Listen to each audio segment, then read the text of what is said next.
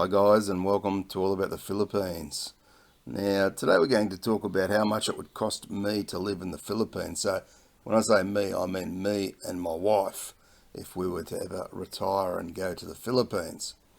We hear a lot of different people giving their monthly budgets, and we also have a lot of people having a go at them about those monthly budgets, saying you can't possibly live on five, six, $700 a month.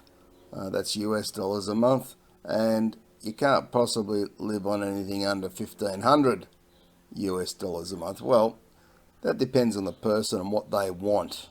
Not everybody is the same.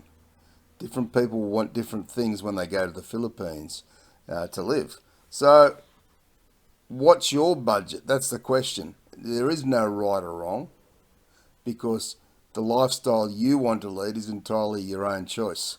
So, if you want to find out how much I believe it would cost me to live in the Philippines, then stay tuned.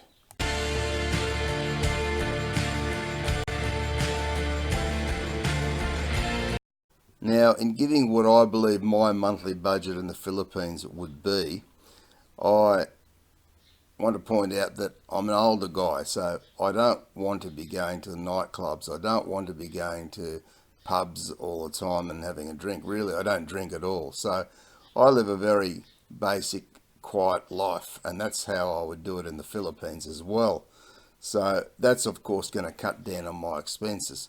Now, further to that is I have no intention of getting a car or motorbike in the Philippines. I'd be quite happy to use the public transport, so getting jeepneys or tricycles in the provinces, buses, taxis, that sort of thing.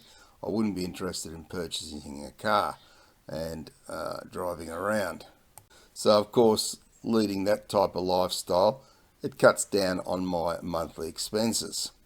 Now, just before I jump into what I believe my monthly expenses would be in the Philippines, don't forget to subscribe to the channel if you haven't already, and turn on the notification bell to get more videos.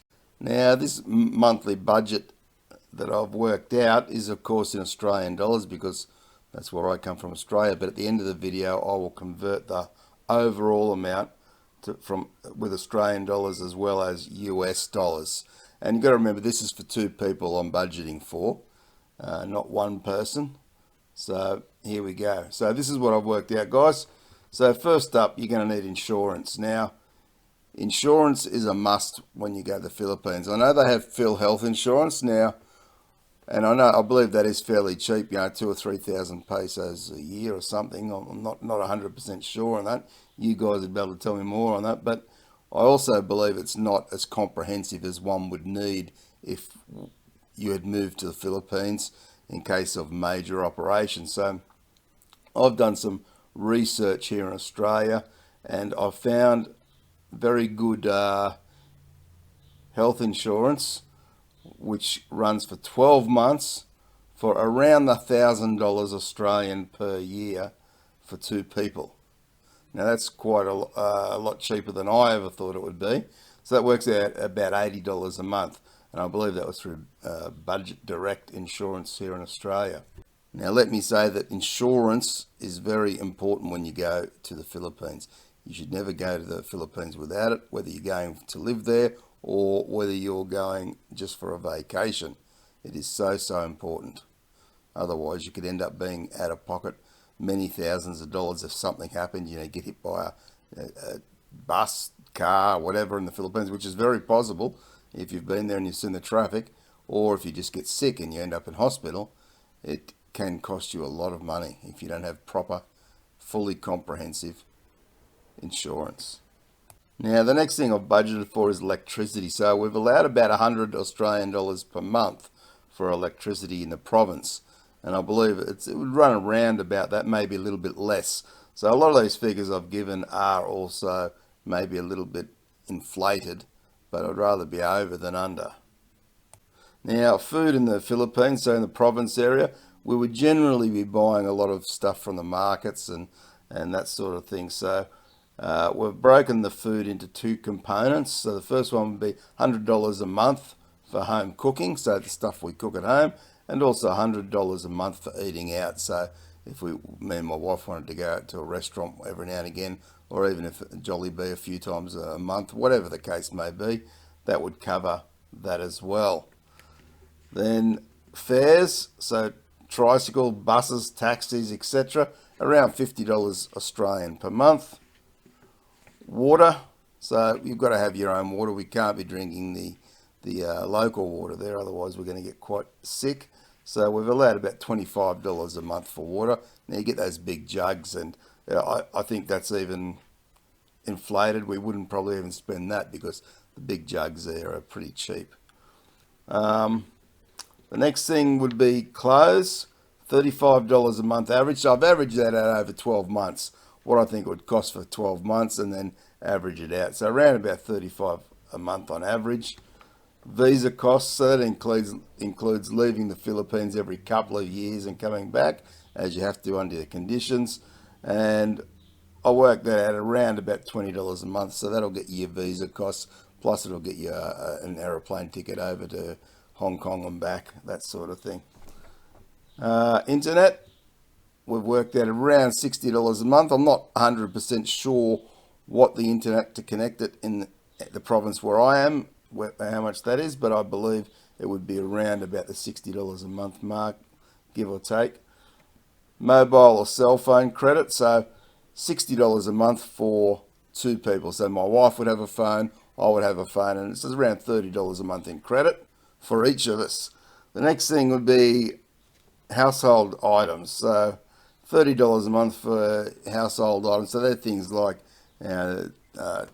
stuff to clean the toilet, dishwashing liquid, anything small like that.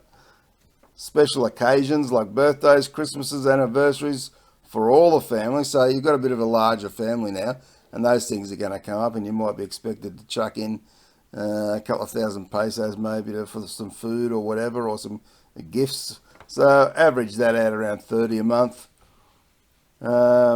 Next thing is money given to the family for various requests. So these are requests that just come in, and you might think, okay, I'll help out with that.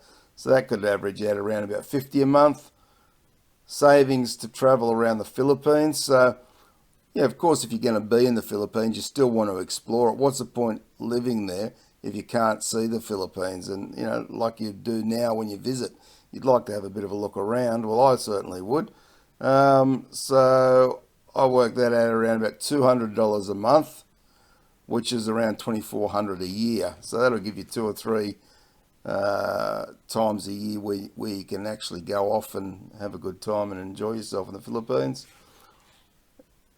And the next one's emergency money in an easily accessible bank account. So that's probably separate to everything else, but I would have a $20,000 savings in an account that's easily accessible for any emergencies that I can get. So if I needed to get out of the Philippines for whatever reason, if I got sick and I wanted to go home, or I needed that money to pay for medical costs in the Philippines, then I've got it sitting there and I don't have to worry about that.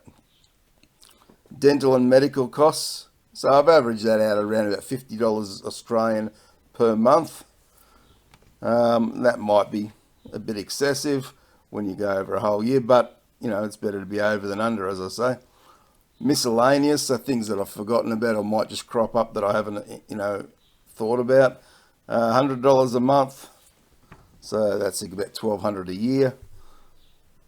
Costs of building in the house, so I've included the cost of building the house and buying the land in this breakdown, and I've divided it over 20 years. So if I'm in the Philippines 20 years, I've paid 35,000 Australian dollars for the house and the land, and when I divide that into 20 years, it works out about $150 a month. So I've included that as a cost because it is a cost, and if you didn't have the house, you'd be paying rent anyway. So that's what that works out. Then you've got ongoing maintenance and improvement costs for the house. So your ongoing costs there overall would be about $100 a month or $1,200 a year, and that would allow you to fix the house up as you go along. If anything needed replacing on the house or a new paint job, whatever, then you can do that. So that's pretty much the costs that I've envisaged for the monthly cost for living in the Philippines. If I've forgotten anything, if you can put it in the comments below, that'd be great. And you've also got to remember to factor in the rising cost of living in the Philippines. So as inflation goes up, things become a little bit more expensive, and any currency fluctuation. So while it might cost you a certain amount today, if the currency devalues, your currency devalues in the next few months, you could be paying more than what you are today. Or the other way, it can actually work in your favor. If the currency improves, then you'll be paying less. So if me and my wife were to retire in the Philippines today, this is how much I believe in total it would cost me and my wife to live there on a monthly basis, and that is 1,235 Australian dollars. And that's not including the $20,000 we've put in the emergency fund. And that converts to $835 US for two people.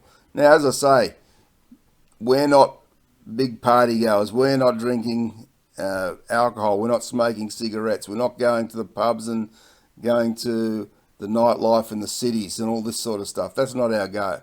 We're there having a quiet, relaxing, peaceful time in the Philippines. That's our go. And we don't need all that other stuff. But yes, we want to get out. We want to explore. And we want to see more of the Philippines. So that's what I believe our budget would be if we went to the Philippines to retire.